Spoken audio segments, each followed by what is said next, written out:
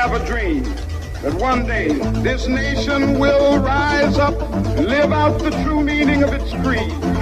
I don't ambition power, glory, nor fear, only to share my good.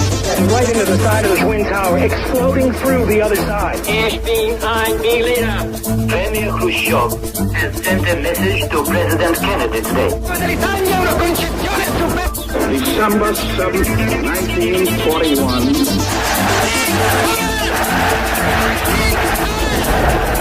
The New World Order. I'm prepared to wait for my answer until hell freezes over, if that's your decision.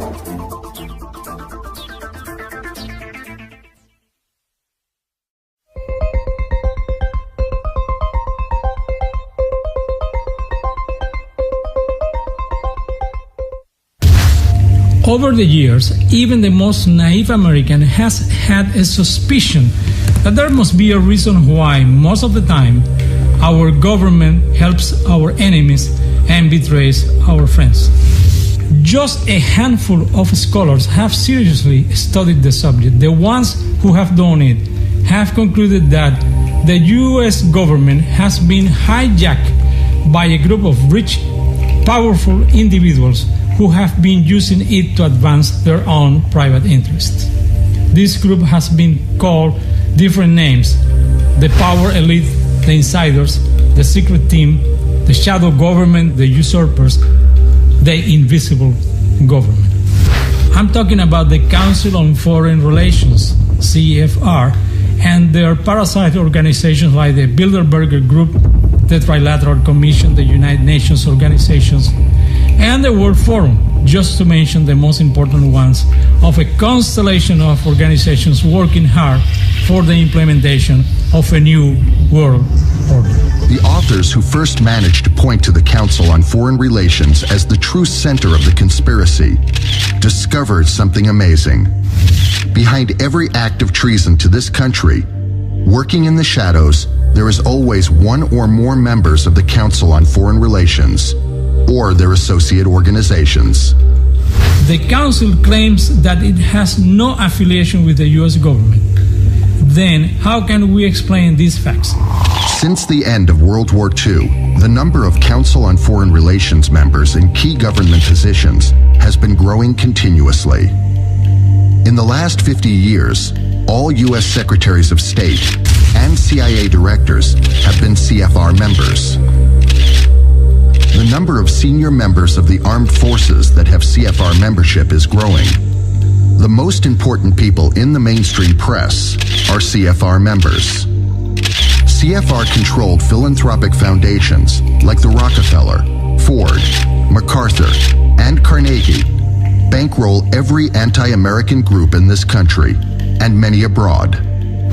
Since the end of World War II, almost every Secretary of State, CIA Director, Secretary of Defense, Chairman of the Joint Chiefs of Staff, National Security Council member, Federal Reserve Bank Director, is or has been a member of CFR. Also, several U.S. senators and Supreme Court justices are CFR members. Actually, no other organization, not even any of the three branches of the United States government, has such control over this country. Therefore, yes, no doubt about it, there is an invisible government, a high cabal, a power elite, a secret team, a group of conspirators, infiltrators, usurpers, insiders, or whatever name you choose, who has penetrated the three branches of the United States government and now has almost total control over it. It also controls the mainstream media and public education. Unfortunately, this group is currently in the process of also taking control of the governments of most Latin American nations. And this group of conspirators reside at the Harold Pratt House in Manhattan, headquarters of the Council on Foreign Relations.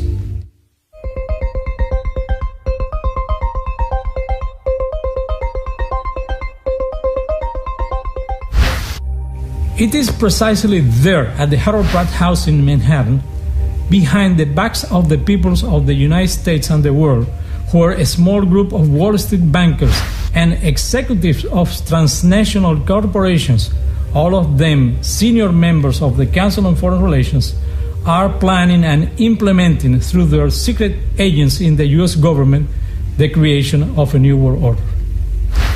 This new world order, which actually is a very old idea, will be a blown-up copy of the common fascist totalitarian nightmare Fidel Castro has successfully tested for almost half a century in Cuba. So, at least to me, it is an unexplainable paradox that the Bush administration, fully under the control of the most anti-democratic organization in the United States, and after signing a multitude of executive orders curtailing the democracy in this country, claims to be waging a war for establishing democracy in the world. The more I try to understand it, the less I understand it. Unless he has been exporting our democracy, and that may be the reason why we are having less and less democracy here in America. It should become evident for anybody with eyes to see that the United States, under the control of the conspirators, is rapidly turning into a totalitarian society.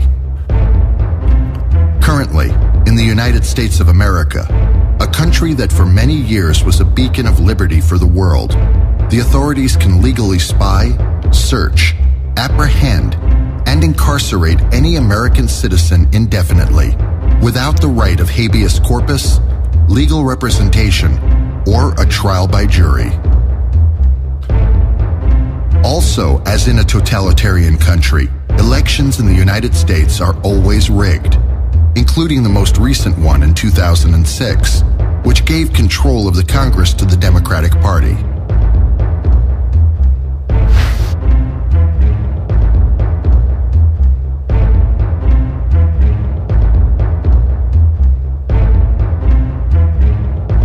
But this is another disinformational fallacy created by the conspirators and supported by the controlled mainstream press. Actually, the two parties are the two sides of the same coin, which I call the Republican Party. This is the true Communist Party of the United States of America.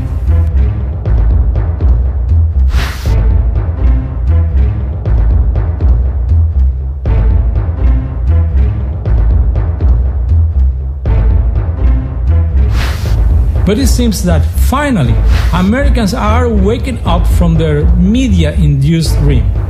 A growing percentage of the American people, both true conservatives and true liberals, among them several relatives of the victims of the destruction of the World Trade Center, are convinced that the 9/11 events were a self-inflicted provocation, similar to the burning of the Reichstag by the Nazis, carried out by our secret government in complicity with the Republican Party and the media, as a pretext for the implementation of a totalitarian dictatorship in this country.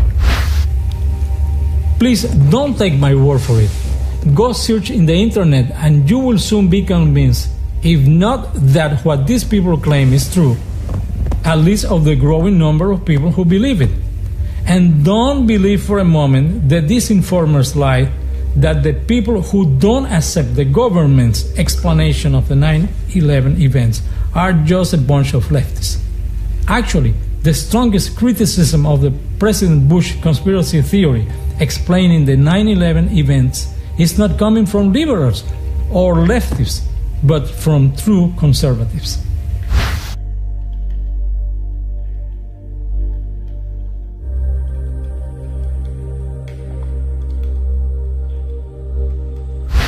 At the time we recorded this program, opinion polls indicated that 61% of Americans believed that their own government is directly responsible for the September 11th events.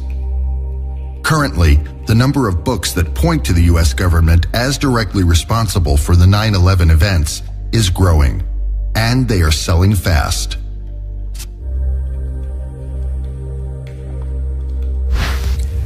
Unfortunately, most of the authors of these books blame the Bush administration for this tragedy, instead of the conspirators who control the government behind the scenes. But the 9/11 events are not the only ones that claim for an answer. For For example, how is it possible that the CIA, which has shown a great ability in assassinating leaders all around the world, proved to be so inept in its alleged attempts at assassinating Fidel Castro? Why did the CIA and the FBI persecute, harass, and jail anti-Castro Cubans who were planning to kill Castro? Why did the CIA fuse all anti-Castro organizations in the United States into one and then destroy it after the debacle at the Bay of Pigs? Why in the months previous to the invasion did the CIA stop sending arms and supplies to the anti-Castro guerrillas in the Escambray Mountains? Why did the U.S. government leave the Bay of Pigs invaders in the lurch and fail to provide the air support promised to the invaders, sending them to a sure death? How was it possible that the country with the most sophisticated technical means of espionage failed to detect that Castro was sending troops to Africa, and only found out when he had more than 20,000 soldiers deployed in Angola? Did the U.S. spy satellites fail to detect that the Angolan ports were crowded with Cuban ships?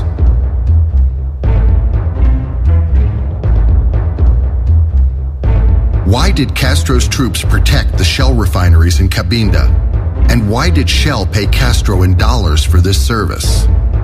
How can one explain that after almost 50 years of Castro's allegedly anti-American activity in Latin America, far from damaging the interest of American transnational corporations and Wall Street bankers, he has benefited them?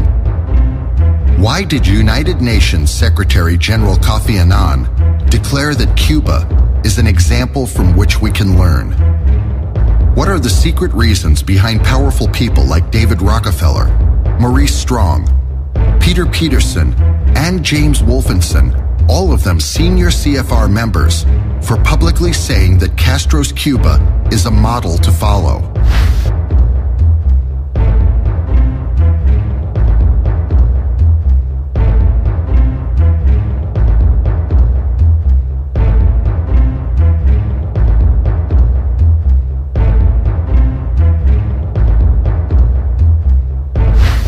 How can we explain the love between the most reactionary institution in the Western Hemisphere and the alleged most revolutionary leader of the continent?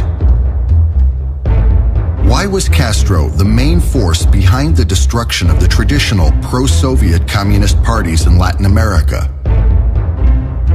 Why did he make such a great effort in destabilizing and overthrowing democratically elected leaders all around the world? How can one explain the fact that because of the fly of capital from Latin America, for fear of Castro-backed guerrilla activities, the American military-industrial complex and Wall Street bankers engrossed their fortunes? Castro paints himself as an enemy of economic liberalism and globalization.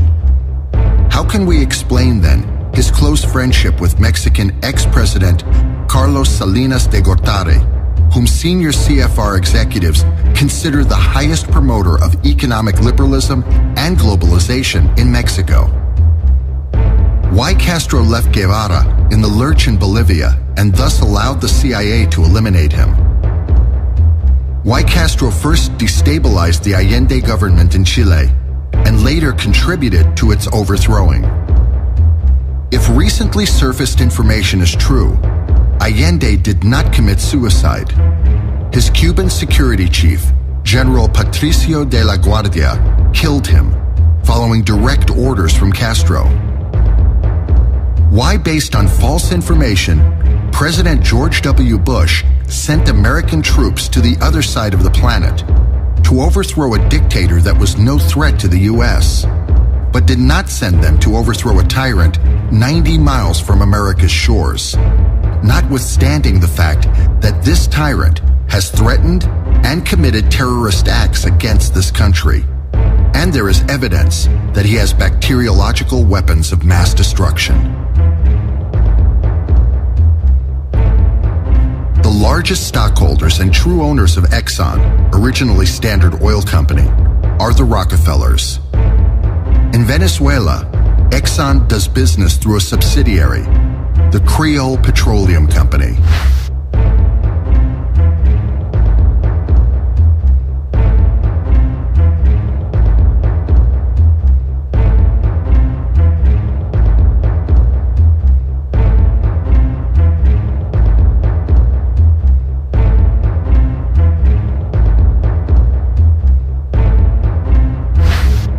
But it is known that Creole is a CIA creation. Actually, in Venezuela, Creole means CIA. How can we explain that the Rockefellers, who on many occasions have used the CIA to protect their interests, have done nothing to protect their businesses from Chavez, and even sent their agent Carter to consolidate the Venezuelan leader in power? All these questions, and many more that would make this list too long, are almost impossible to answer by a historian. To an intelligence analyst, however, they would be relatively easy to answer. Actually, the answers have always been in front of everybody's eyes. For example, the answer as to why the US government, under the Wall Street oligarchs' control, has tolerated Castro all these years and now tolerates Chavez is because, far from being a threat to the Wall Street's oligarchs, both of them are secretly working to help the bankers carry on their plans of global dominance. For almost half a century, Castro has allegedly been fighting American imperialism all around the world.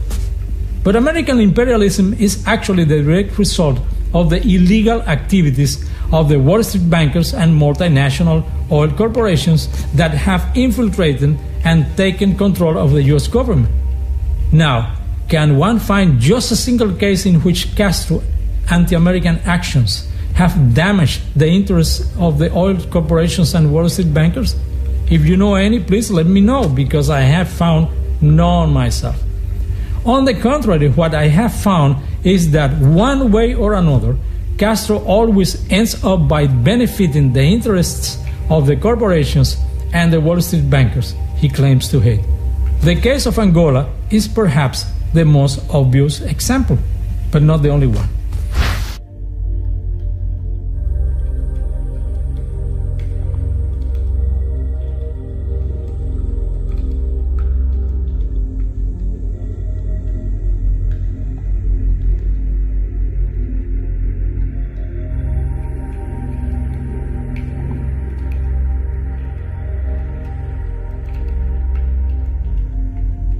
In the same fashion, and despite its anti-Castro rhetoric, the US government, both under Republican and Democrat administrations, always ends up helping Castro.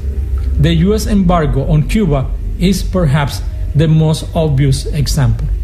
Far from damaging Castro, the totally ineffective embargo has given Castro the best excuse to justify his systematic destruction of the Cuban economy, its culture, and its people.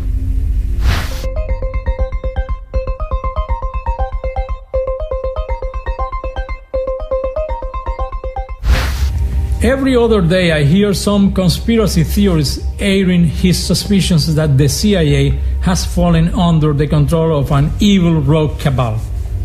But unlike most conspiracy theories about September 11th, this one is totally false. There is no rogue faction controlling the CIA.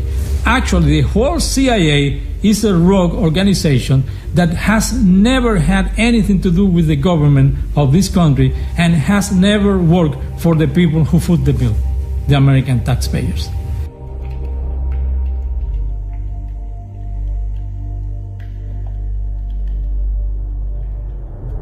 Dozens of books and hundreds of articles have been written in which authors blame the CIA for most of the aggressions to countries in Latin America and the rest of the world. What most of these authors, some of them well-intentioned, some of them agents of disinformation, fail to point out is that since its very creation in 1947, the CIA has always been the hidden military arm of the CFR. Though the Council on Foreign Relations describes itself as a nonpartisan organization, whose only goal is to promote international exchanges to reach a better understanding among countries. The reality is quite different.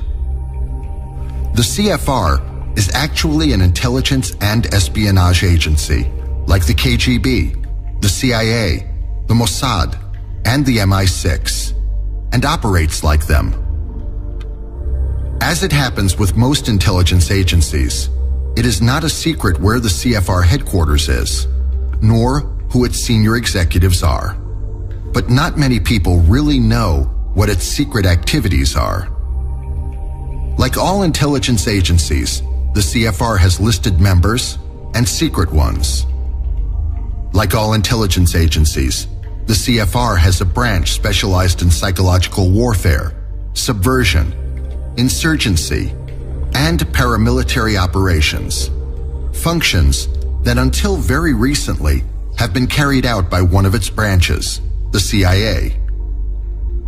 Like all intelligence agencies, the main job of some CFR members is to recruit spies and agents of influence as a way to infiltrate other organizations that want to control in the US and abroad.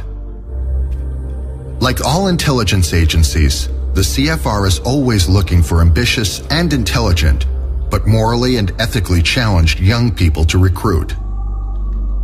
Once the CFR talent spotter finds a viable candidate, a recruiter is assigned to his case.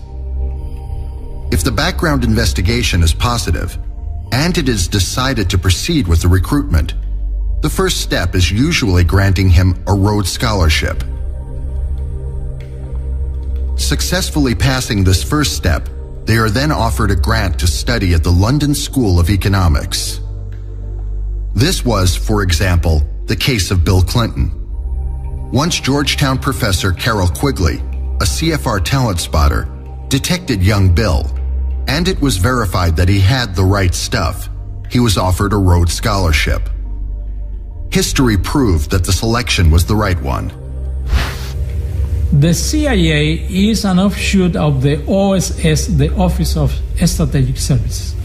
But contrary to the common myth advanced in books like William Stephenson's A Man Called Intrepid and others, the OSS, also known as the also social because of the high social class of most of its members, was a sort of a joke concocted by the children of the privileged who had discovered a way to avoid fighting the enemy face to face by taking refuge in the universities. Suddenly, they were offered a way to fight a war without getting involved in the messy and risky part of it. Most of the highly touted successes of the now legendary OSS were highly exaggerated, and the military never had any respect for them. This explains why, when the OSS tried to expand their operations to the Japanese front, the Navy told them a thanks but no thanks polite refusal.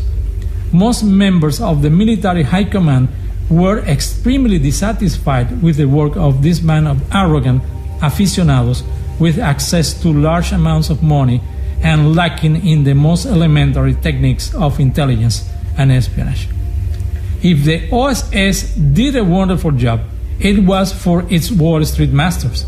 It had nothing to do with the purported one, and its true goals had nothing to do with benefiting the interests of the United States or its citizens. Unfortunately, this was a vice inherited by the CIA. General William Wild Bill Donovan, the man the Wall Street bankers and oil magnates selected to direct the OSS, was a Wall Street lawyer and member of the Council on Foreign Relations. His right hand, Allen Dulles, was also a Wall Street lawyer and senior CFR member. Through his OSS office in Bern, Switzerland, Dulles' main job during World War II was actually protecting the interests of CFR members, most of them with strong Nazi connections. Sullivan and Cromwell, the law firm for which Dulles had worked, had strong business ties with the IG Farben, the chemical firm producer of the Zyklon B, the lethal gas used to kill the Jews. At the end of the war, when the defeat of the Nazis was unavoidable, Dulles helped many high-ranking Nazis escape to South America, mostly to Argentina. He was instrumental in the recruitment and eventual escape of General Gehlen, a senior Nazi intelligence officer who later joined the CIA together with a large group of his collaborators. Historically, the U.S. had never had a permanent central intelligence agency. The functions of intelligence and espionage were carried out by the State Department, the different branches of the armed forces, particularly the Navy and the FBI. After the end of the war, President Truman, not a CFR member, caved into pressures from FBI Director G. Edgar Hoover, also not a CFR member, and disbanded the OSS. But Allen Dulles, following Nelson and David Rockefeller's orders, secretly created a private intelligence agency, which eventually became the CIA. This intelligence agency operated from a secret office at the Harold Pratt House, headquarters of the CFR. Well, in honor to truth, it is likely that Truman actually acted under pressure from J. Edgar Hoover, the FBI director, not totally acting out of patriotism, but just defending his turf, hated the OSS, and fervently opposed its reincarnation in the form of a central intelligence agency. And everybody, including the president, feared Hoover and his secret files. As head of the FBI, Hoover knew where all the skeletons were kept, sometimes literally, and kept a detailed record of it. But Hoover, who had his own skeletons in the closet, finally caved in, and Truman created the CIA in 1947. The true origins of the CIA began with the Lovett Committee, chaired by Robert Lovett, a Skull and Bones member closely linked to the CFR. The Lovett Committee was created in October 1945 by Secretary of War Robert Patterson. The function of this committee was to advise the government on the post-World War II organization of the U.S. intelligence activities. Lovett's recommendations allowed the CFR conspirators to create a government organization which actually would be a renegade organization.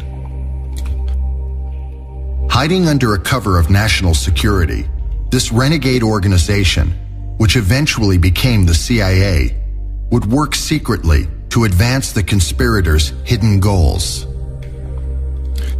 The overt purpose of the creation of the CIA was to provide a central organization to coordinate the efforts of the different intelligence services of the U.S. government. But it seems that since its very creation, the CIA's covert purpose was to protect the personal interests of Wall Street bankers and oil magnates. After the end of World War II, Allen Dulles had served as a government consultant. In 1948, after the CIA's failure to forecast the Bogotazo riots of April 9th, Dulles was appointed to chair a three-man commission responsible for assessing the U.S. intelligence system. Particularly, the reasons why the CIA had failed to warn the U.S. government about the Bogotazo riots. The Dulles report was highly critical of Admiral Hillenkotter, the first CIA director. In 1951, Allen Dulles was appointed CIA Deputy Director, and 2 years later, in 1953, he was appointed CIA Director by President Dwight D. Eisenhower. The very same year he was appointed CIA Director, Dulles used the CIA to overthrow Iranian nationalist leader Mohammad Mossadegh. The CIA mounted its first major covert operation to overthrow a foreign government. The target was the Prime Minister of Iran, Mohammad Mossadegh. He held power legitimately through his country's parliamentary process, and he was popular. Washington had once looked to him as the man to prevent a communist takeover. The Iranian operation was so successful that they repeated it a year later. In 1954, the CIA planned and executed Operation Ajax. the coup d'etat which overthrew Guatemala's democratically elected president, Jacobo Arbenz. So with its own planes and pilots, the CIA then bombed the capital. Arbenz fled and was immediately replaced by an American puppet, Colonel Carlos Castillo Armas. A few months after being elected, Arbenz made a big mistake. He nationalized some unused land owned by the United Fruit Company. Allen Dulles and his brother John Foster Dulles were partners in the Wall Street law firm of Sullivan and Cromwell. Among their important clients was the Rockefeller-owned United Fruit. With John Foster Dulles heading the State Department and Allen Dulles heading the CIA, they were the key CFR secret agents in charge of Eisenhower's foreign policy, and they made sure that the interests of Sullivan and Cromwell's clients were not ignored.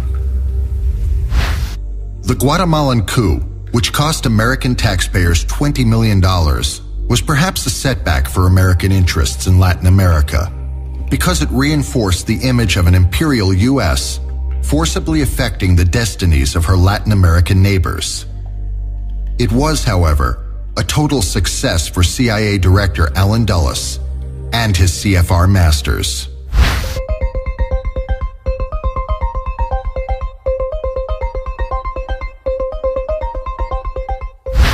Initially, the Central Intelligence Agency was structurally divided into 4 different directorates: intelligence, support, administration, and plans. Each one headed by a deputy director. Eventually, the Directorate of Administration disappeared, and the Directorate of Science and Technology was created.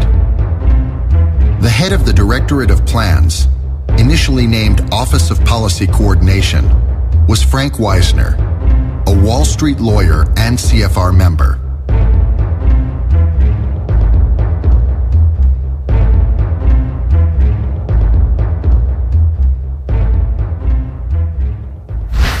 According to an anecdote, when Joseph Stalin was informed that the Vatican, after knowing that the Red Army had surrounded Berlin with an iron fist, had declared war against Nazi Germany, he laughed heartily and asked, "How many divisions does the Pope has?"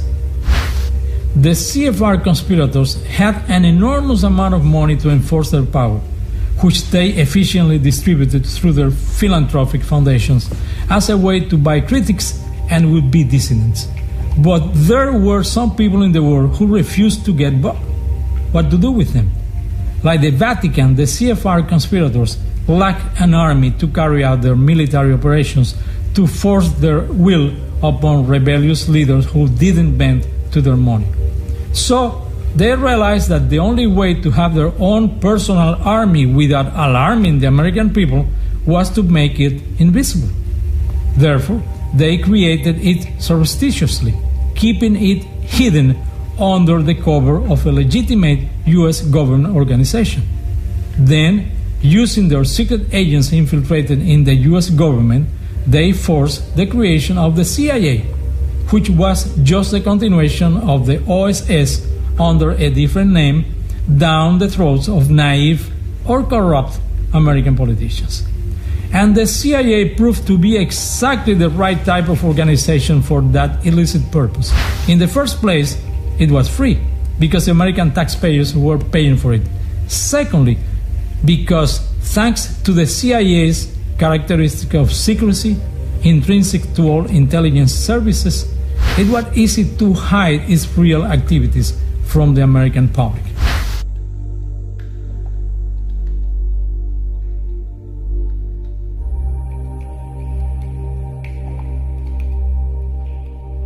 This perhaps explains something difficult to understand about the CIA. The main reason given to the American public for the creation of the OSS and eventually the CIA was to avoid Pearl Harbor-like surprises. But over and over, the CIA has been taken by surprise for events they didn't foresee. The Bogotá riots in 1948, the Soviets launching the Sputnik in 1957, Castro's power grabbing in Cuba in 1959, the Bay of Pigs debacle in 1961, the Soviet missiles in Cuba in 1962, Castro's invasion of Angola in 1975, the fall of the Shah of Iran in 1979, the demise of the Berlin Wall in 1989, the collapse of the Soviet Union in 1990, India's testing of a nuclear bomb in 1998, and the events of September 11, 2001, are just a few cases where the CIA was apparently caught asleep at the wheel.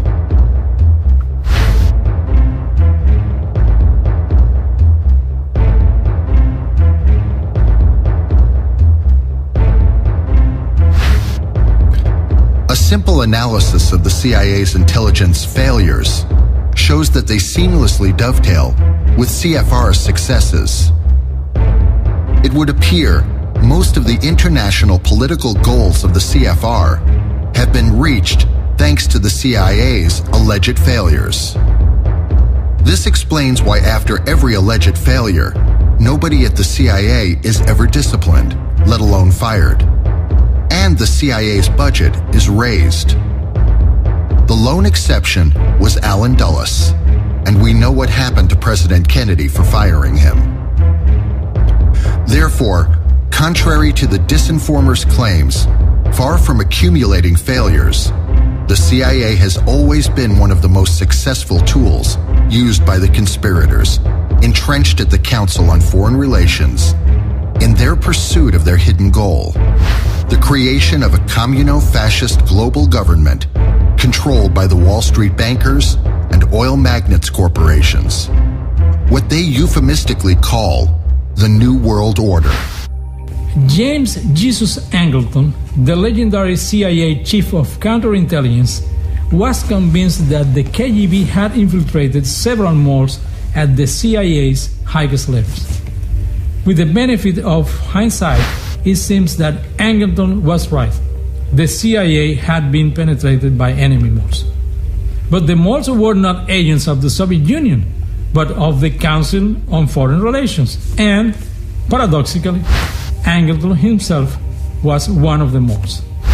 If the actions of the CFR malls infiltrated inside the CIA and the US government have benefited America's enemies, it is because one of the CFR's goals has always been the destruction of America as we know it. In their struggle to attain this goal, the conspirators have been using America's enemies as proxies. And there is no doubt that they have been highly successful. The CFR conspirators never gave any weight to the allegedly most important CIA directorate, intelligence. This explains why, since its very creation, the CIA has accumulated failure after failure in the area of intelligence collection and analysis. But they were very careful in making sure that the director of the CIA, as well as the deputy director of plans, and his close senior collaborators were all trusted CFR members, thus guaranteeing an absolute control over the area that really mattered to them: covert military operations.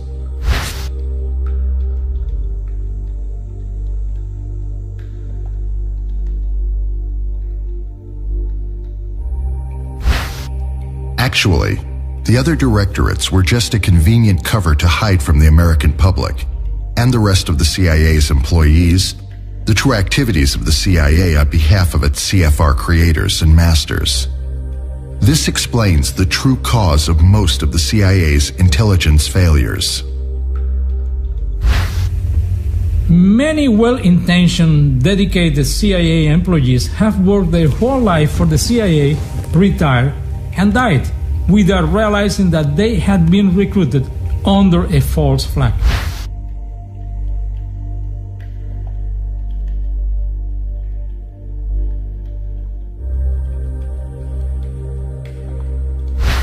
So in their pledge of allegiance, they have sworn to defend their country against its enemies, foreign and domestic.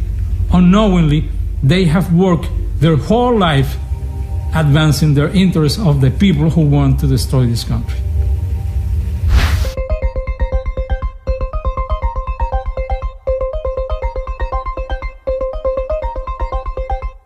Most likely, it was here, at the Harold Pratt House, headquarters of the Council on Foreign Relations, where the initial plans for the CIA's first large-scale psychological warfare operation, now known as the Bogotazo, were laid down. A new agent they recruited in early 1948 played a cardinal role. This secret agent was sent to Bogota, Colombia, on a secret mission. Once there, acting as an agent provocateur, he coordinated the assassination of Colombian populist leader Jorge Eliezer Gaitan. This new secret agent the conspirators had recruited was a young Cuban university student named Fidel Castro. His first mission consisted in traveling to Bogota, Colombia, planting false evidence and creating false clues implicating the communists in the assassination of Gaitan and the Bogotazo riots. He was very successful. It was not a coincidence that U.S. Secretary of State George Marshall was in Bogota at the time, presiding over the 9th International Conference of Latin American States. Following the plan, the day after the tragic events, Marshall blamed the communists for the assassination of Gaitan and the riots.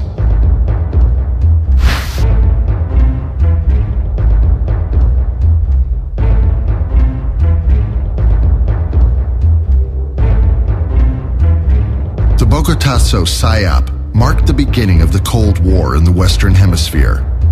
It was effectively used by the CFR conspirators to plant the fear of communism in the minds of the American and Latin American people.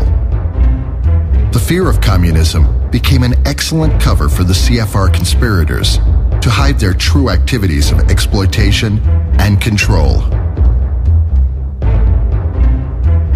Since then, Fidel Castro has never stopped working for his CFR masters, initially through his CIA controllers and later directly with them.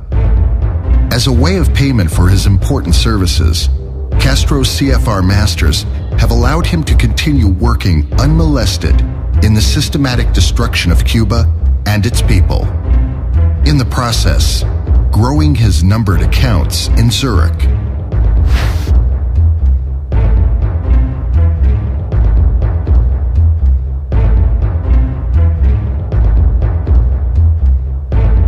One of the areas in which Castro had proved his worth had been his mastery in attracting fools, like Che Guevara, the Ortega brothers, Hugo Chavez, and more recently some Muslim leaders, and recruiting them under a false flag to fight Yankee imperialism.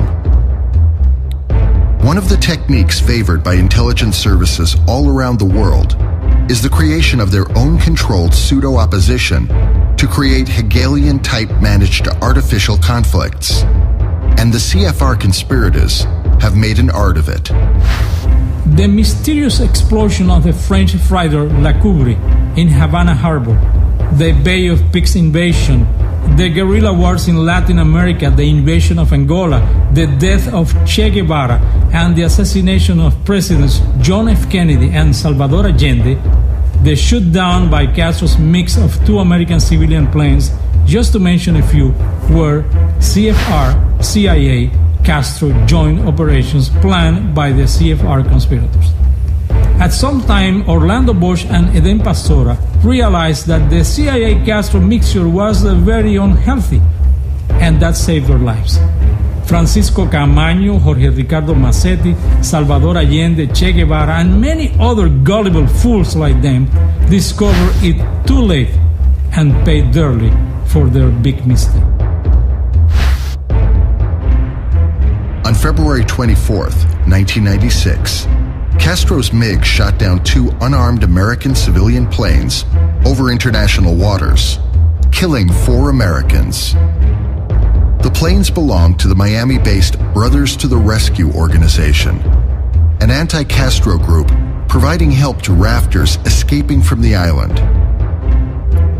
A month before, Leslie Gelb, then president of the Council on Foreign Relations, had visited Havana and had private meetings with Fidel Castro. Was this another CFR-CIA Castro joint operation? Some people have speculated that Gelb gave Castro the green light for shooting down the Brothers to the Rescue planes.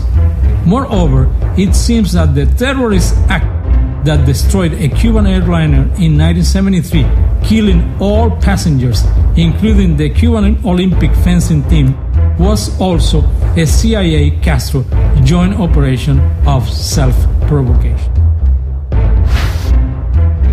The main clue for this suspicion is that Beatriz Marquez, a Cuban singer in vogue at the time, was visiting Venezuela on a tour and was scheduled to fly back to Havana that night.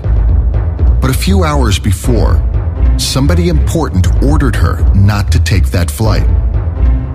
At the time, Marquez was married to a senior officer in Castro's security detail, and that saved her life.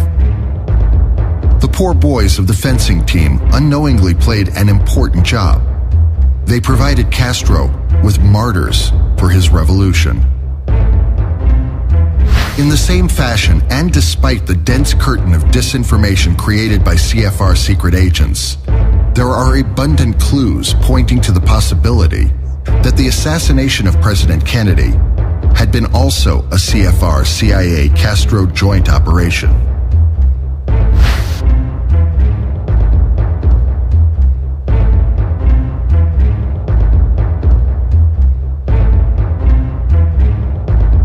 Moreover, everything seems to indicate that the flooding of the U.S. with drugs from South America has also been a joint CFR-CIA Castro operation, a sort of opium war planned by the CFR conspirators to destroy the moral fiber of the U.S. as a way to facilitate the establishing of a totalitarian regime in America. Of course, as a key CFR secret agent, Castro also played his role on behalf of the Wall Street bankers and oil magnates in the fateful events of September 11, 2001.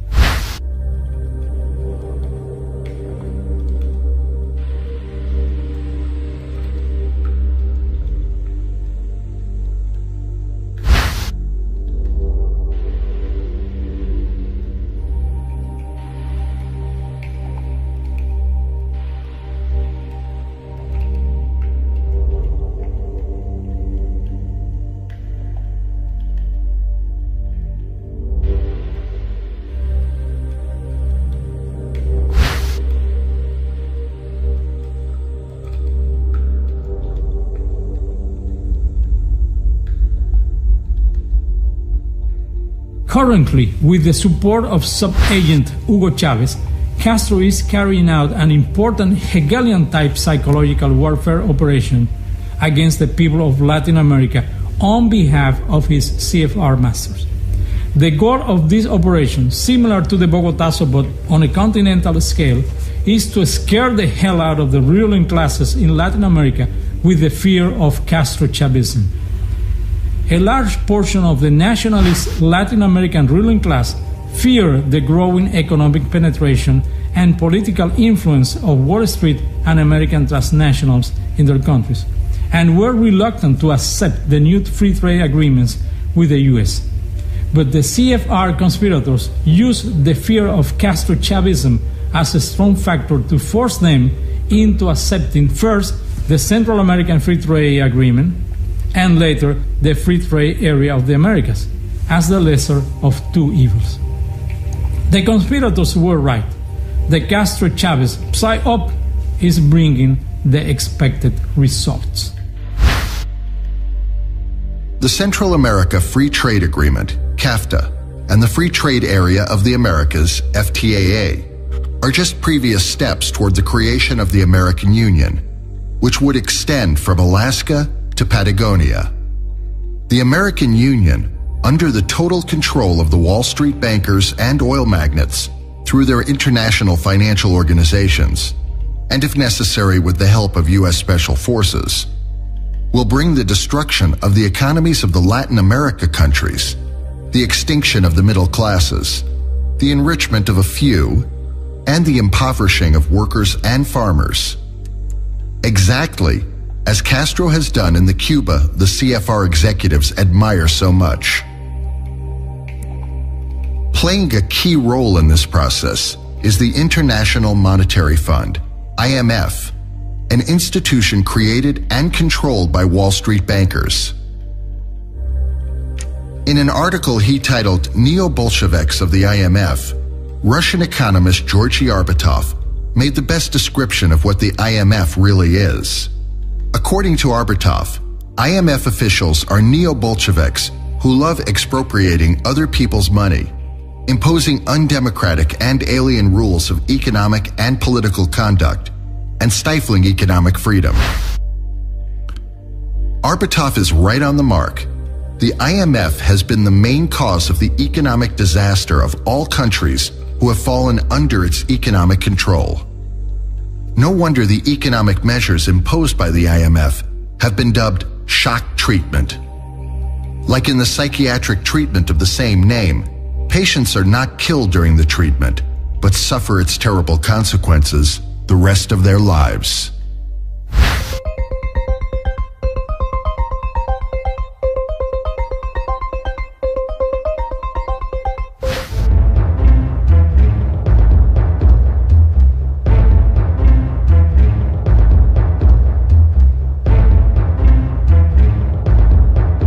The brainwashed American public went to the polls with the wrong belief that by bringing the Democratic faction of the Repucratic Party to power, things would change for the better.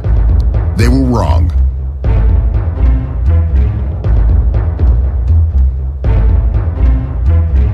Once more, Americans have been shortchanged.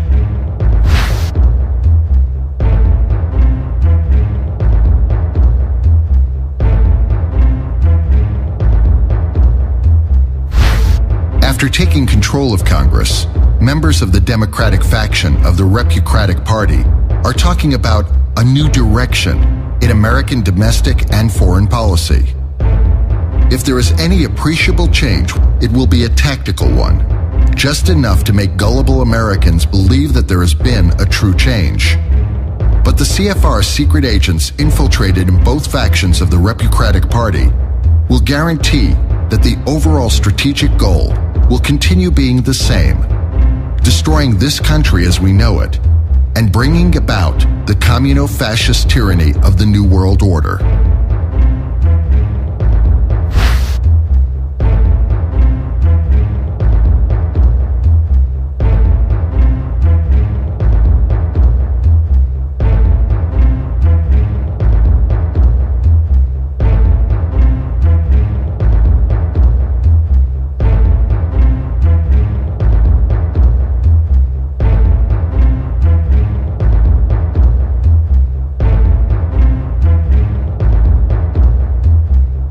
You can bet that in the coming presidential election in 2008, the Repucratic candidate elected will be a member of the Council on Foreign Relations.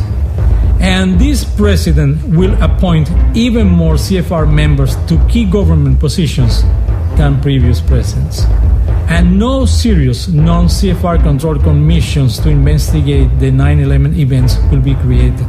And the borders will remain open, and the process of changing the U.S. into a third world country will continue uninterrupted. And things, as usual, will keep going from bad to worse.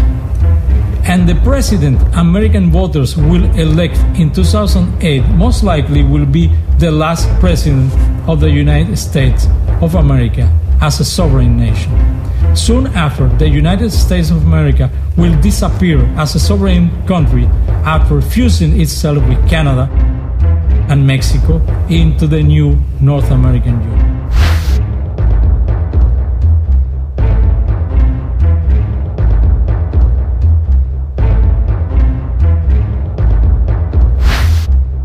For almost a century, these people have been waging a quite non-declared war of attrition against the American people, and it seems that they are now ready for the final decisive battle. Unfortunately, at the recent midterm elections shows the American people have reacted against the puppets, leaving the puppet masters untouched.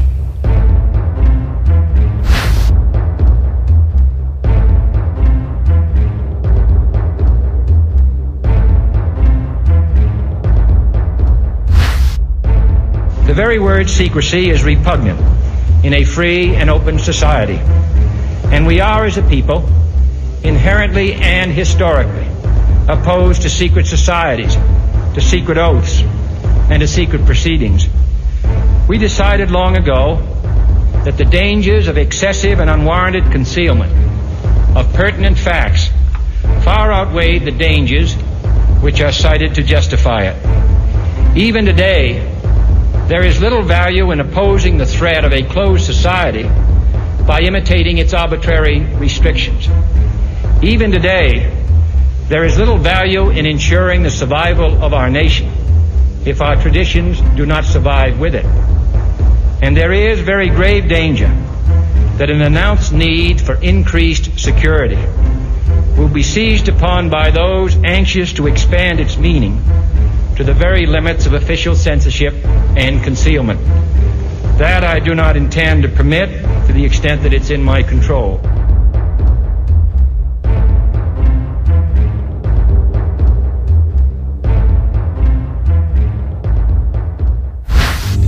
This is Truth Lies, and I am Servando Gonzalez.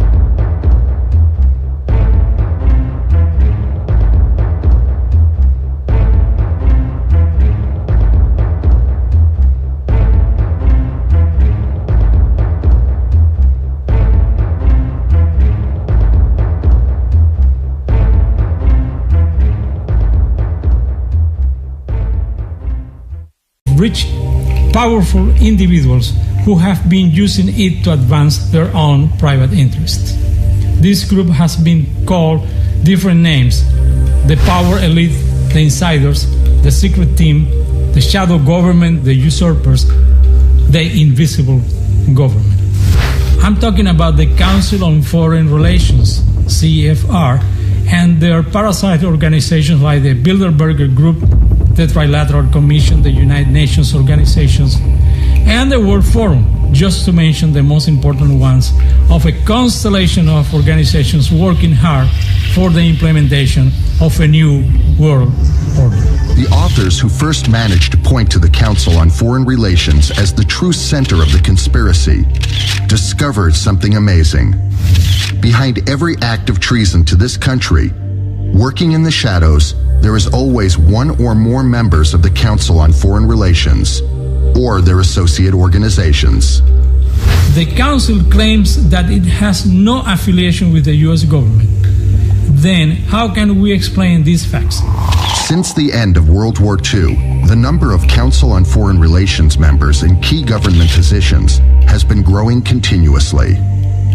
In the last 50 years, all U.S. Secretaries of State and CIA directors have been CFR members. The number of senior members of the armed forces that have CFR membership is growing. The most important people in the mainstream press are CFR members. CFR-controlled philanthropic foundations like the Rockefeller, Ford, MacArthur, and Carnegie bankroll every anti-American group in this country and many abroad. Since the end of World War II, almost every Secretary of State, CIA Director, Secretary of Defense, Chairman of the Joint Chiefs of Staff, National Security Council member, Federal Reserve Bank Director is or has been a member of CFR. Also, several U.S. senators and Supreme Court justices are CFR members. Actually, no other organization, not even any of the three branches of the United States government, has such control over this country.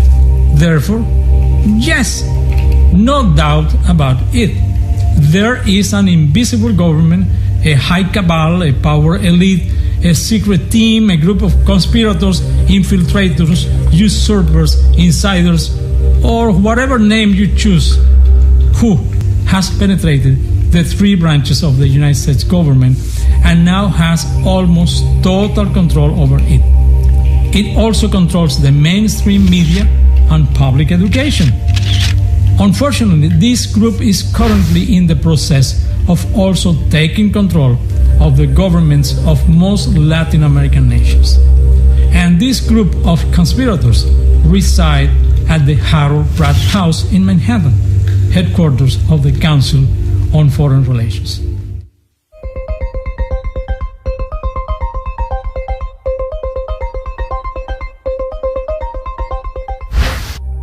It is precisely there at the Harold Pratt House in Manhattan, behind the backs of the peoples of the... Also, as in a totalitarian country, elections in the United States are always rigged, including the most recent one in 2006, which gave control of the Congress to the Democratic Party.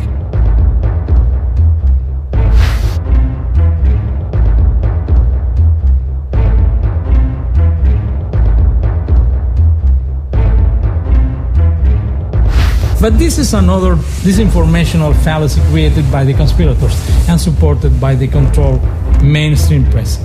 Actually, the two parties are the two sides of the same coin, which I call the Republican Party.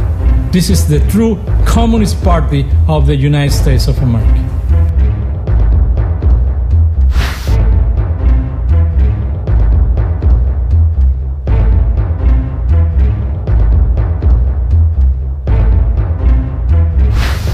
But it seems that finally, Americans are waking up from their media-induced dream.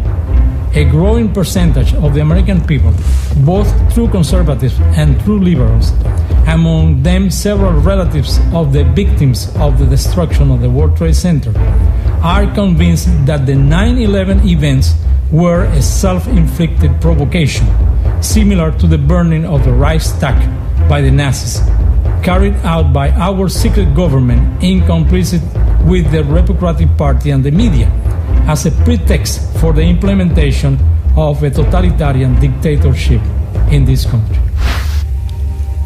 Please don't take my word for it. Go search in the internet and you will soon be convinced, if not that what these people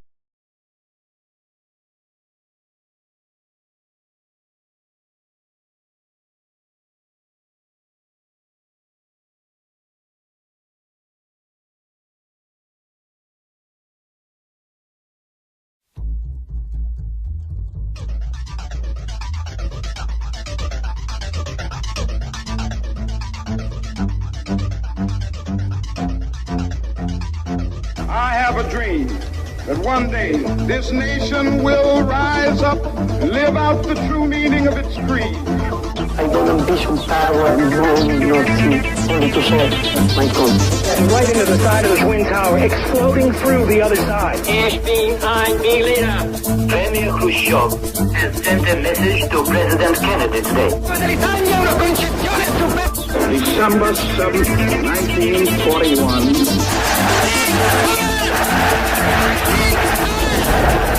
The New World Order. I'm prepared to wait for my answer until hell freezes over, if that's your decision.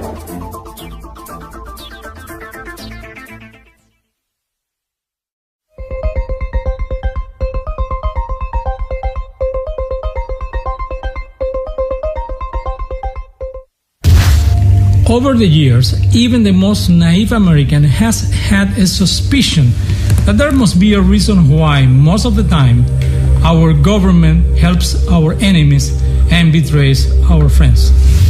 Just a handful of scholars have seriously studied the subject. The ones who have done it have concluded that the U.S. government has been hijacked by a group of the United States and the world, who are a small group of Wall Street bankers and executives of transnational corporations, all of them senior members of the Council on Foreign Relations, are planning and implementing through their secret agents in the U.S. government the creation of a New World Order. This New World Order, which actually is a very old idea, will be a blown-up copy of the common fascist totalitarian nightmare Fidel Castro has successfully tested for almost half a century in Cuba.